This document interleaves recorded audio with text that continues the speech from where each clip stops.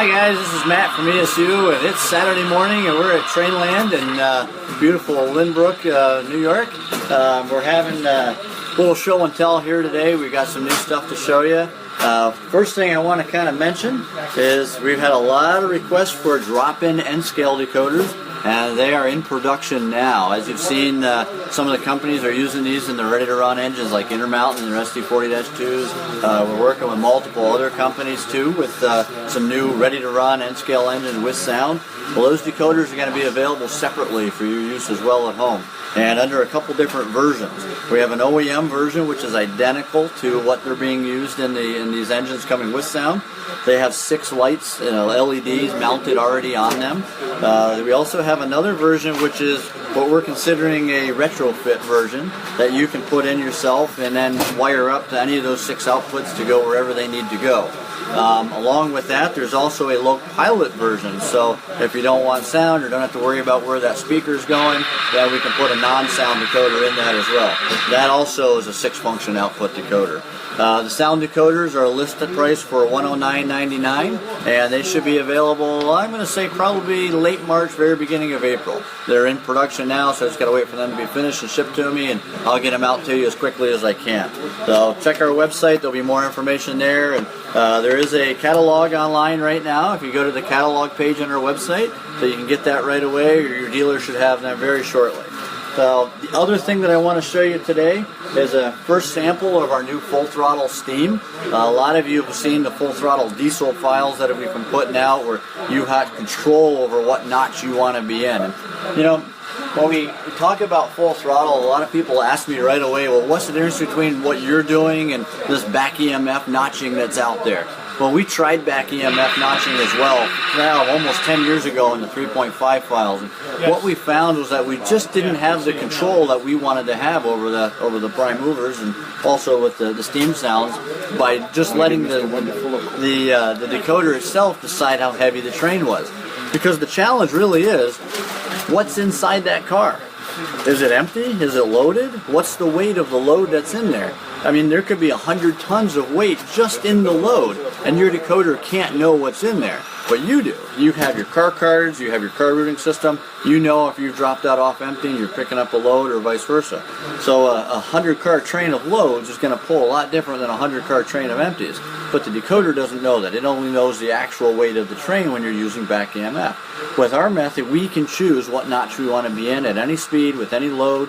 We can also adjust the momentum based on the load that we're hauling. We can drift in, come to a stop. We have control, and because we know what's in these, that's a little bit better situation in most cases. So we've done that on the diesel side, and there's lots of videos out there, so I'll let you guys check those out online, but I want to give you just a sampling of the full throttle steam. Now, in the diesel side, notching is what's controlled, so you can be in any notch at any speed. In the steam, we don't really want to do that because the chuff rate has to stay at the same pace when you put drive hold on and lock that speed. We don't want the chuff to sound like it's going faster, even though the locomotive is not increasing in speed. So we have to change the intensity of the chuff. So we can either be chuffing very, very hard with a heavy train at 5 miles an hour, or we can be drifting and idle at 30 miles an hour. That's up to us, and that's what drive hold does to the steam. So let me give you a little sample. This is a Lifelike 080, and we got a whole bunch of new horns, or I'm sorry, well, we do have some horns coming for some of the SP guys and other stuff, but there's a bunch of new whistles coming, and this is one of them.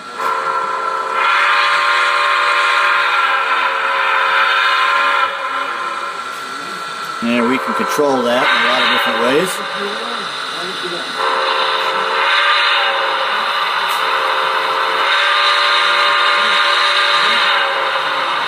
There's a lot of different entrances and exits to the sound, so you're going to have a little bit of variety with it. It's not just one size fits all with the whistles anymore. Lots of new bells, lots of new injectors, multiple chuff sets. We're going to get pretty specific with the file, so if you want a Pennsy K4 or a Pennsy L1, that's what you're going to get. You can pick those Banshee whistles, or you can pick those Pennsy passenger whistles, depending on what you're after. So we're going to try to supply those that you can download and put in however you like. and they're going to come in pre-made sound sets as well, of course, so you don't need to have a local programmer to use these sounds. Everything's going to be available through your dealer. So let me run this a little bit and show you the chuff, and I'll put a little drive hold on and you can hear that intensity change. We don't have a whole lot of track, but we'll do the best we can with what we have available. So now, first thing that you're going to hear as I get this going is the open cylinder cocks. I take that back. The first thing was the power reverse because I switched directions. So we're heading backwards now. You hear the blow off going here, the pop off valve I should say. So let me just start creeping this back.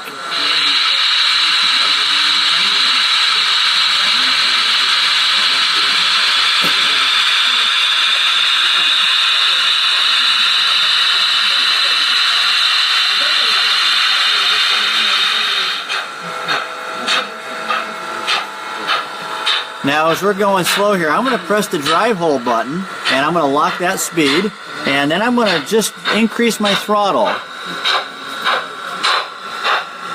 And you hear the intensity get stronger. And I can cut that back.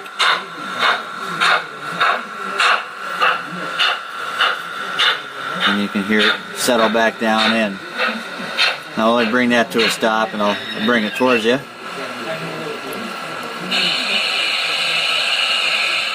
And hear the power reverse again.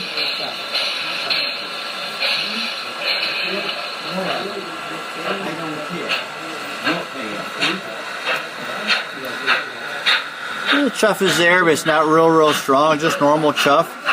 Put a heavy train behind it. And instantly you'll start to hear it rev up.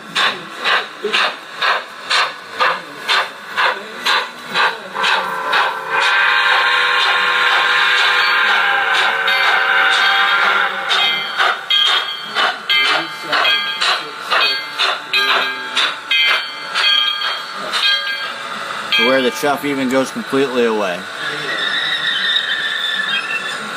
So that's just a little touch, a little sample of what we got coming with the full throttle. Again, there's lots of new sounds. There'll be multiple sound files so that we can give you a lot with it, you know, that's you can customize to be whatever it is that you're modeling.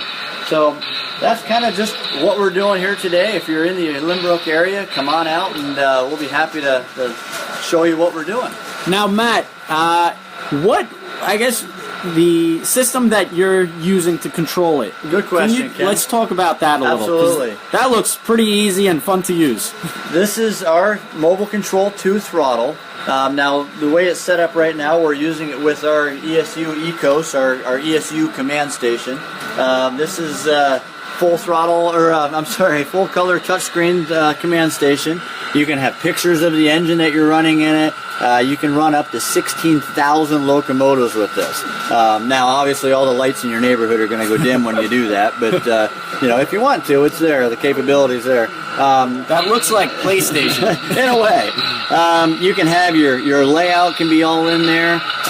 You can run your signaling through here. You can run up to 10 engines just on one screen at the one time. Cycle through that as you wish. You can actually name the locomotive that you're running, not just by the engine number anymore, so you have a lot more ability to figure out what it is that you're doing. Wow. But this is a central command station, so this is going to sit in one spot, and this makes it a little bit challenging if you've got a big layout that you want to walk around with. So we've recently developed a Mobile Control 2, which is kind of a shoot-off of what that's doing.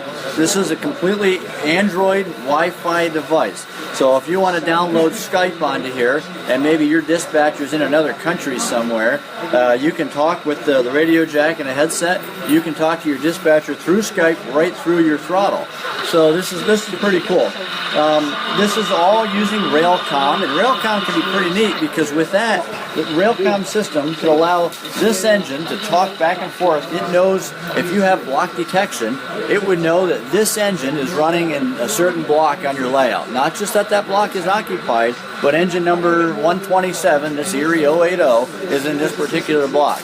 It would also know with our upcoming signal pilots what the next signal block, or what the next signal is based on the block that's ahead of it. Once it does that, since it knows that this engine's in that block, it'll transmit right to your throttle cab signals. So now you have cab signals right on your throttle to know what's going on. Again, throttle is full color touchscreen, just like the base station.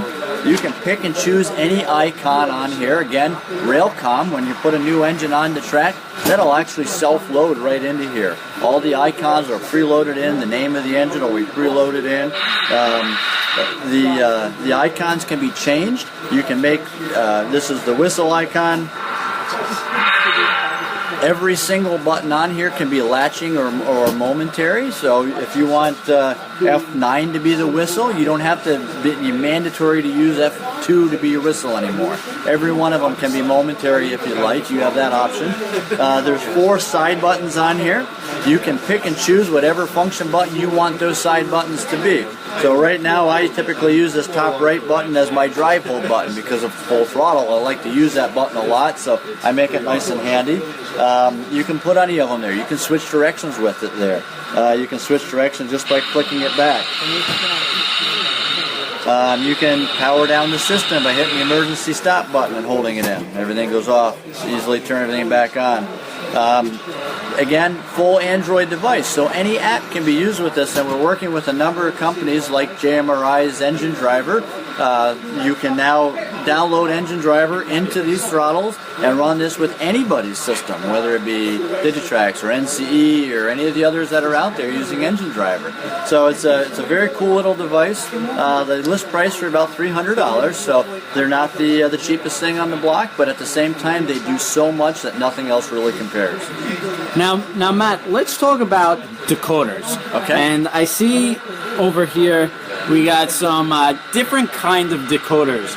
Now, if someone's looking to buy one of your decoders because your sound is just unbelievable, what would they look for? What's the difference between, I guess, a Select 6 versus a Micro 4? If someone's just getting into DCC, what should they be knowing about decoders or learning about? Well, every one of our decoders is programmable, so we don't make a sound decoder that you can't download a sound into. So that's the first thing that kind of makes us a little different that you got to think about with our decoders. Now you can buy them from your dealer already programmed, but if you want to, you can also buy a low programmer and add that to yourself.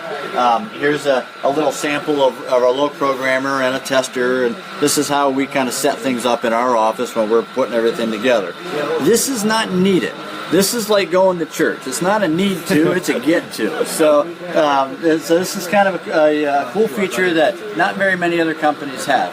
We just put out this full throttle, and I'll get into the hardware here in just a minute with the decoders, but with full throttle, we didn't have to go out and rip all the old decoders out and put new decoders in just so we could have these new features. All we did was throw those decoders made in 2010 onto the low programmer. As long as they're selecting a 4 or a 4.0, we could download this new full throttle right into it. So it's kind of an easy way to upgrade without having all that expense of replacing all of your decoders. So if you're starting off though and you're trying to figure out what decoder goes in what, the great thing is because everything is programmable, you can put any sound we make onto any decoder that we make. The only stipulation is that you have to put select sound files on the select decoders and V4 sound files on the V4 decoders. And Ken, I can see you're kind of questioning what's the difference. A V4 decoder, you can put in anything you want. You can go out and you can record a locomotive and you can cut and edit that sound the same way we do in our office and create that sound file and put it into a V4. The select decoder, I like to think of them kind of like a smorgasbord and a value meal on your menu when you're going to grab something to eat. The select decoder is much more like the value meal. Which one's that? Well, most of these will come is either a 4.0 or a select. So the hardware is actually very similar. In fact, every one of them here I have on the board will come as both. We now actually a brand new item. We have a 4.0 Select Direct. That's new in 2017 here. It's actually a very similar hardware, but we've made some changes into the firmware and the software. A lot of times the other difference in the 4.0 is that it's also very much used in Europe, so it has some features that are really only European. And we don't really need those here in North America, so a lot of times we take those components off the select decoders. It helps us to keep the cost down so they're a little bit more accessible But the hardware isn't really the issue. As long as it'll fit into the locomotive that you're working with, you can use any of the hardware, and you can buy most of these shapes as a Select or a 4.0. But as I was sharing before, the 4.0 is more like the smorgasbord. You can go and you can pick, I want this horn and this prime mover and this air pump and these pop-off valves and spitters and all those types of things. With the Select decoder, a lot of that's already built in. We've said, okay, here's a number 5, and this is what it includes. Now, you can take that number 5 and exchange it for a number 6, but you can't exchange it for, maybe it's got 16 horns already in there, but your locomotive that you're modeling, it doesn't use any of those 16. You got to use that 17th horn, whatever it might be. In those cases, you're probably a little better off using the 4.0 because you can pick that exact horn and put it in there if it doesn't already come in. We've done a lot of work to try to figure out what horns are most appropriate for most prime movers, but as many of you know, you get engines that are SD40-2s. There were over 3,000 of them made, and they were owned by what seems like every railroad under the sun, and they all had differences, and they swapped out things throughout their lifetime. So the Canadian K3s are going to sound different than an M3 or a K5 or something like that. That just may change from railroad to railroad. So there might be more than those options. So with a 4.0, you can pick and choose whatever you want, even up to the point of going out and recording and making your own. As long as you can create a WAV file, you can put it into the decoder. All right. And I guess with the sounds, why are your sounds so realistic and everybody seems to be flocking over to ESU? Well, I mean, I try to be as humble as I can in saying that, you're in a great time of modeling because there are some really great companies out there making, a lot of the same things that we're making, and their quality is really good too. So we're not necessarily saying that ours are really that much better than theirs. That's not really my goal in going after this. What we do try to do a little bit different is try to be much more specific as much as we can. We try to cater to exactly what people are modeling. If you're modeling a C39-8, which is going to have a 16-cylinder FDL, that 16-cylinder FDL and that particular exhaust in that engine is going to sound a lot different, or at least some different, than an AC 4400, which also has a 16-cylinder FDL prime mover in it. We try to be very specific. You can use. Let me back up a little bit. The great thing about our decoders too is that because they are programmable, even if we don't have that specific sound yet, we're not giving up on going out and trying to get it. So unless that doesn't exist anymore, like an Alco 16-cylinder PA, there's just none left. But unless it's something like that, we're going to try to get every prime mover and every car body that we can so that we have those variations. I think sometimes it just gets very monotonous when everything comes with the same sound, and you've got 5 SD40s that you just bought from Bowser and their new SD40-2 line, and every one of them sounds exactly the same. Well, that's fine because it's our sound, so it's going to sound good. But even at that, it gets a little bit monotonous. So we're actually getting ready to release our 4th SD40-2 sound. And there's differences in SD40-2s. Again, 3,000 of them made. They were built over many, many years. There's lots of improvements and upgrades. Many of them were rebuilt. You have early exhaust. You have later silenced exhaust with Q fans. You got different dynamic brakes. We try to break that stuff up so that everything doesn't sound exactly the same. But again, we want to put variations out there so that you can just, even though they're almost the same, they're not exactly the same. You don't get that phasing that you get with some decoders.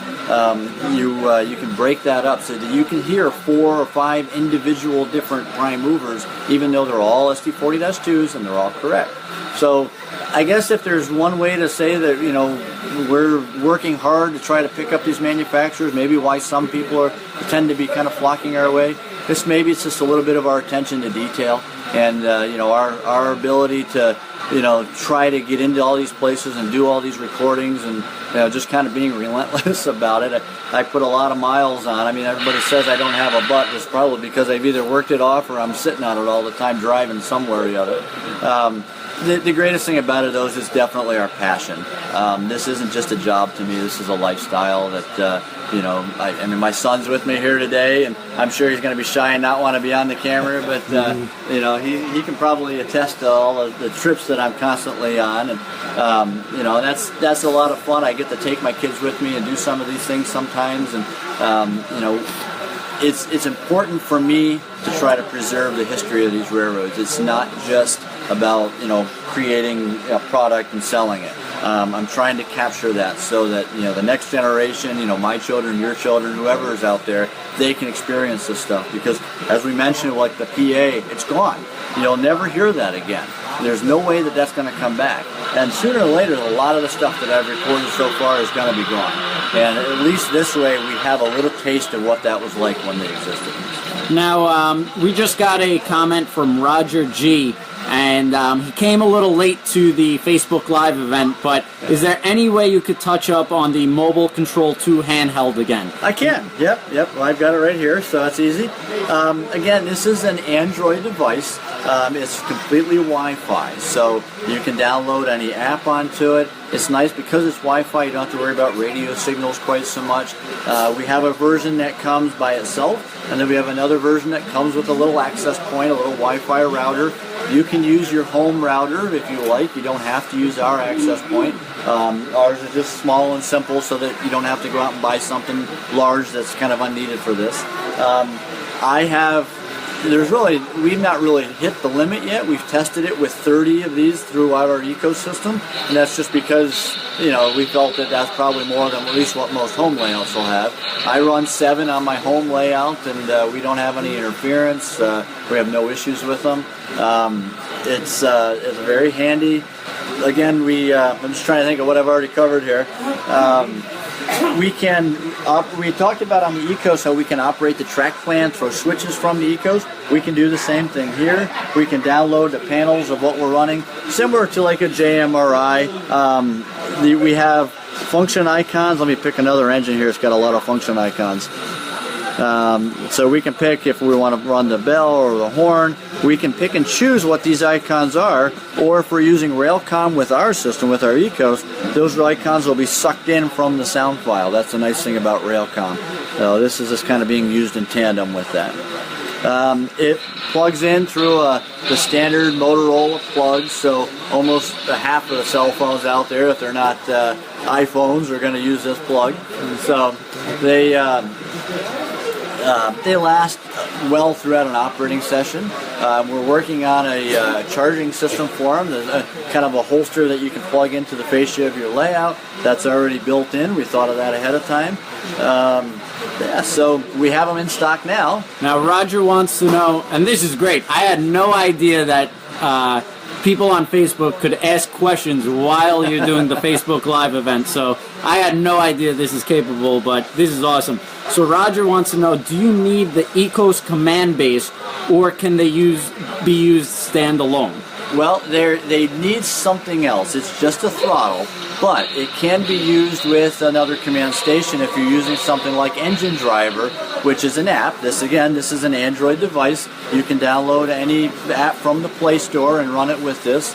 So if you have an Engine Driver through JMRI and you're running your trains through that, Engine Driver app will work with the throttle and the buttons the way it's supposed to.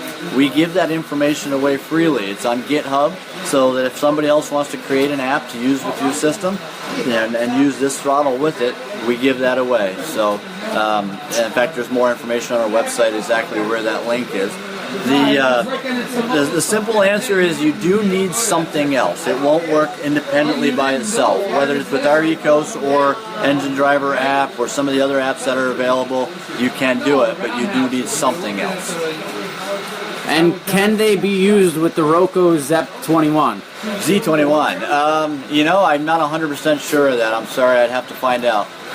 If you would email me at matthew.herman@esu.eu, I will try to get back to you on that. It's going to take me longer to get back to you than what I have time here for on Facebook Live. But here's another close-up if you didn't hear that. Tim Stamp now just sent us a message. Does ESU plan on updating the English language manuals? Absolutely. Actually, we're in the middle of that right now. And with the upcoming Signal pilot, would it be able to operate LGB turnouts? I think it should be. Even our switch pilot now is able to do that, so I don't see any reason why the Signal pilots would not. All right. And it looks like he's a fisherman too, okay. Which that's pretty cool. But does anybody have any questions before we wrap this up? I'll give you maybe like a minute to ponder and try to stump the great Matt Herman from ESU. It'll probably be easy to do. All right. I know they say, I'm so intelligent that I pushed all the hair out, but that's not true. Jordan T, who actually does some videos for us, he's very great. He actually said their sound is superb, really stands out. We have a lot of fun getting it. So that's good. And I want to let you guys know that it is very challenging sometimes to have to sit on old vintage Alcos and steam engines all day to do this. I want you to know that I'm doing this for you guys. It's a tough job, but I'm happy to take that hit for y'all. Yeah, that's good.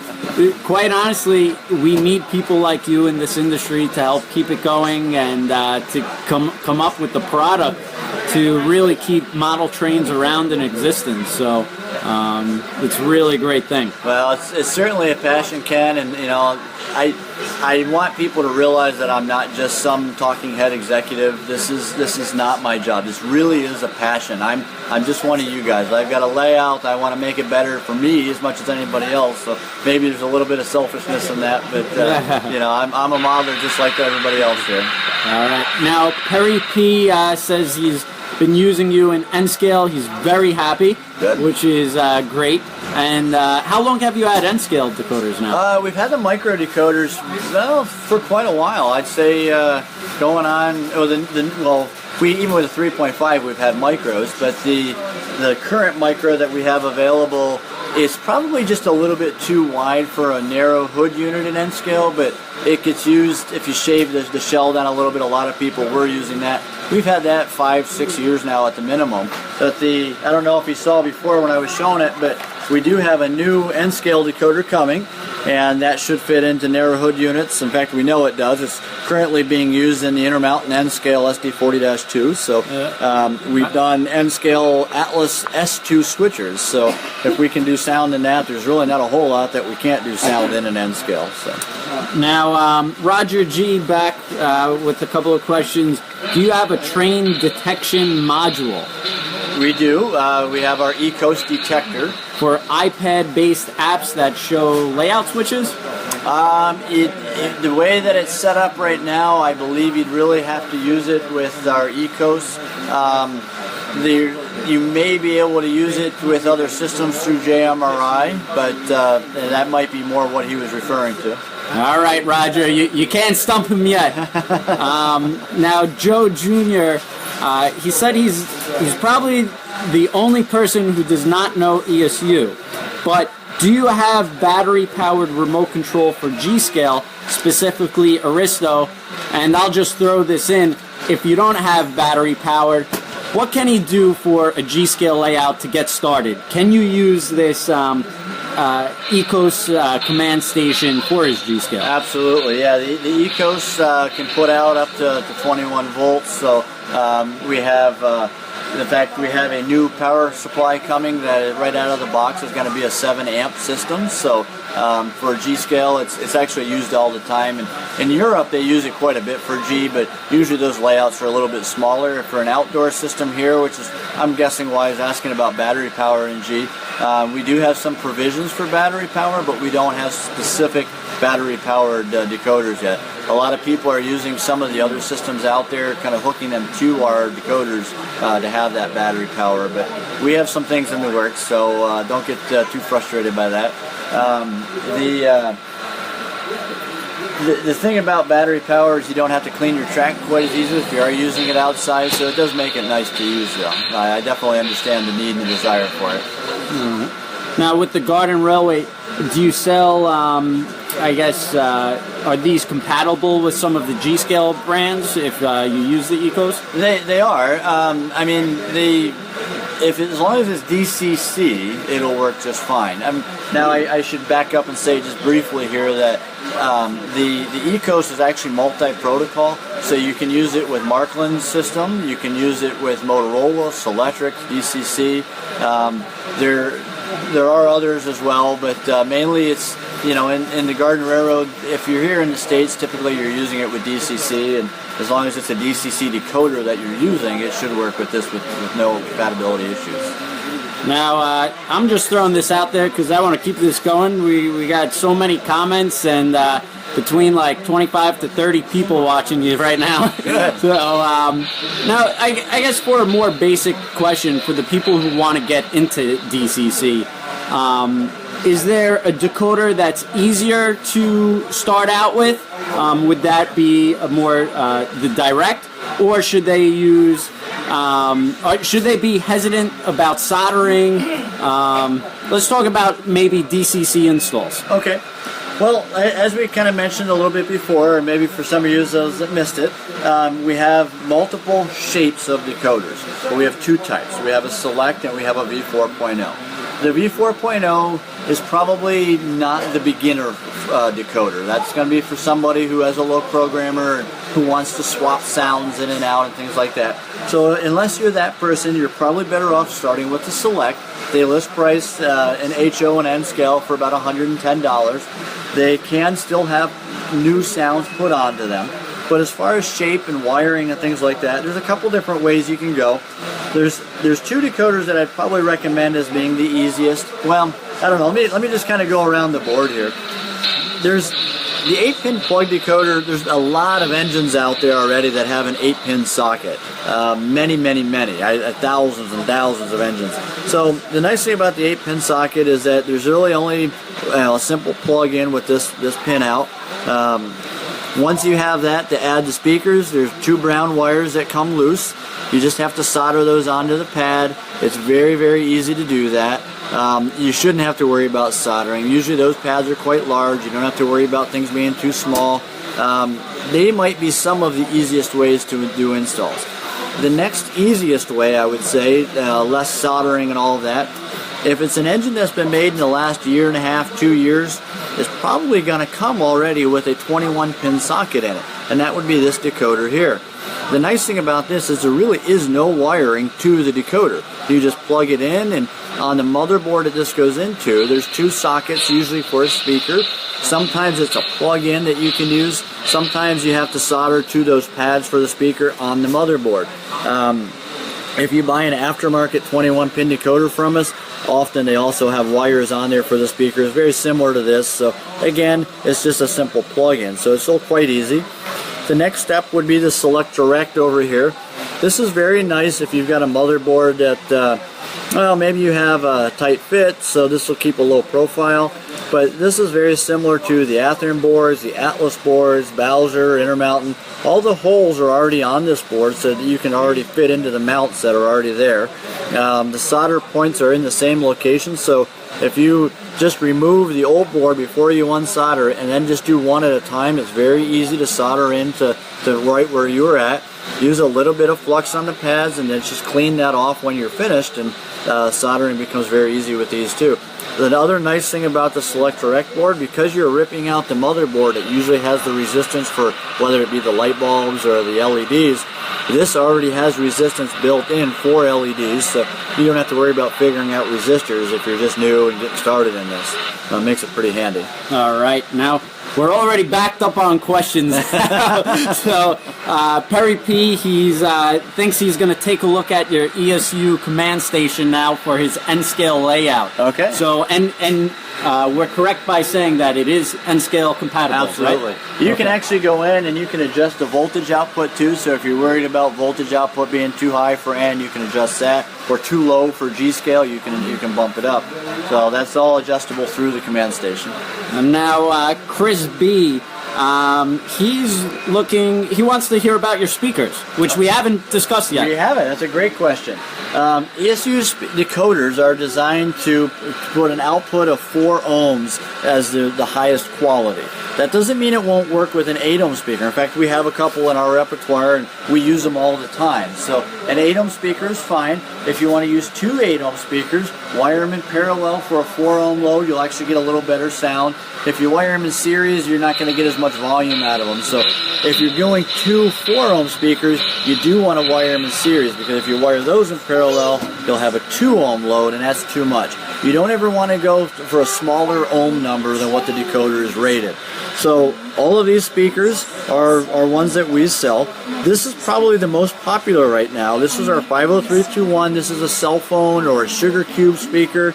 This is the enclosure. It's built like a Lego kit. Unfortunately, it's all glued together, so it's a little hard for me to show you that. But there's just pins and holes, and it comes as a kit, so you can build it any way you want to fit the install that you're working with. The nice thing about these cell phone type speakers is they have a really broad frequency range, so you're getting some really good lows, you're getting some really quite good highs.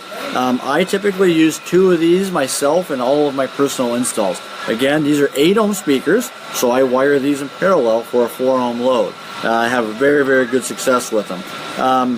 Most of the rest of these are a 4 ohm speaker. The 2 speaker combos here are each 8 ohm speakers, again wired in parallel for a 4 ohm load.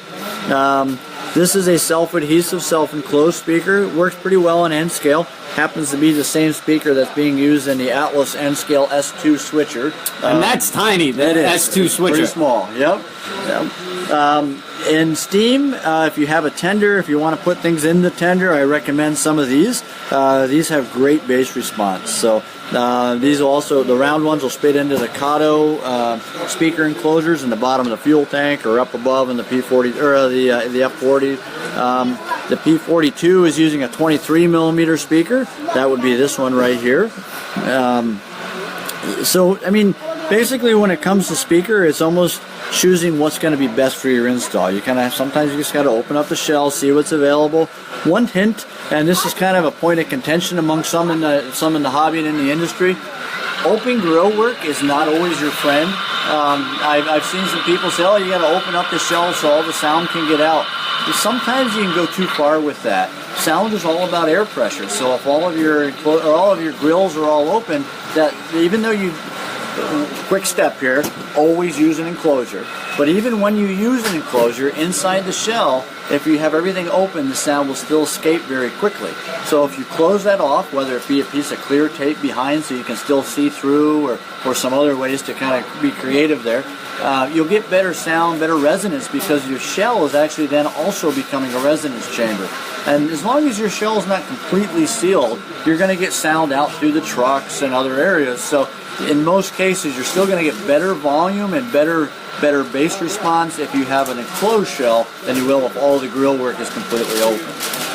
That's awesome, and Chris, I hope that was well enough detailed for you. I think that was just a 101 in about 5 minutes, so thank you for that. And please contact me directly if you guys have any more questions on any of the technical stuff that we're going over today. Yep, and I just want to thank John G. for buying some Pico ESU products from TrainLand. And he actually started a small ON30 layout, and he's trying to catch up on DCC. He's not too familiar, but it sounds like he's old-time G-scaler, but trying to catch up with all this technology. So he appreciates the videos, which make it easier for him to kind of learn about it. Now, and one thing that I'll mention on that, because he's talked about you say it's ON30. ON30. It should have a little bit of room in there. One of the products that I didn't bring along with me today is some of our new smoke units, and they're set up to work directly with our decoders and have synchronized chuff. There's a fan in there, there's a heater in there. That's all based on the sound schedule. So if I'm drifting, I might just get a billow of smoke.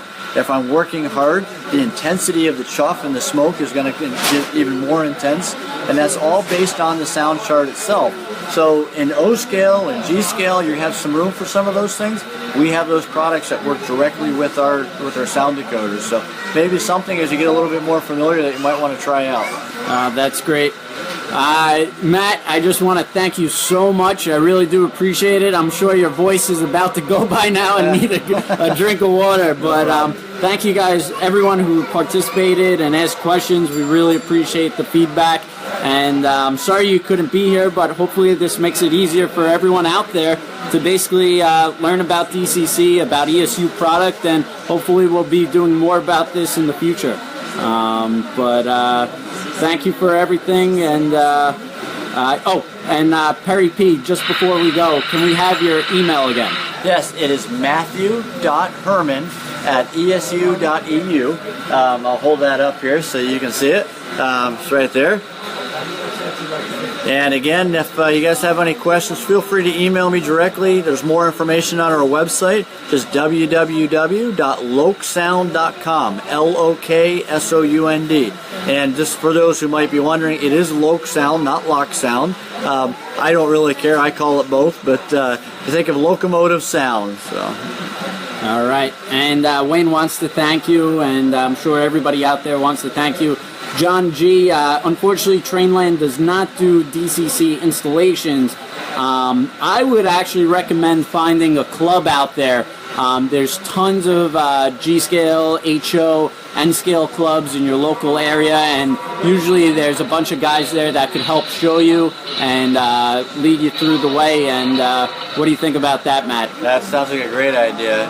It's always good to have some guys helping you there. The nice thing about that is you can learn yourself, and as they're doing it for you, they're actually doing it with you. So you can go on and teach others as time goes on. Yeah, and John, if I'm not sure if you're in the New York area, but if you need a list of clubs, feel free to email me at orders@trainworld.com, Ken Jr. And guys, I just want to thank you very much. Thank you, Matt, for coming out here today. This has been a huge success, so hopefully we could have you back in the future. I look forward to it, Ken. Let's listen to this whistle a little bit more before we go. All right.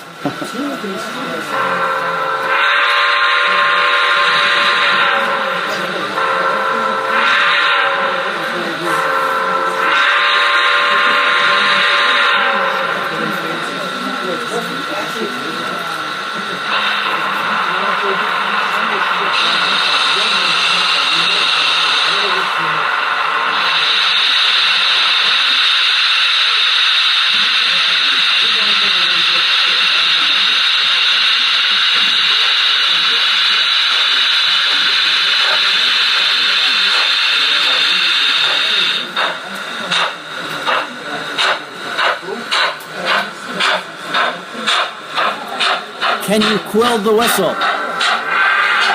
It depends on your command station. So if your command station has the ability to do that, we have some of that built in, yes.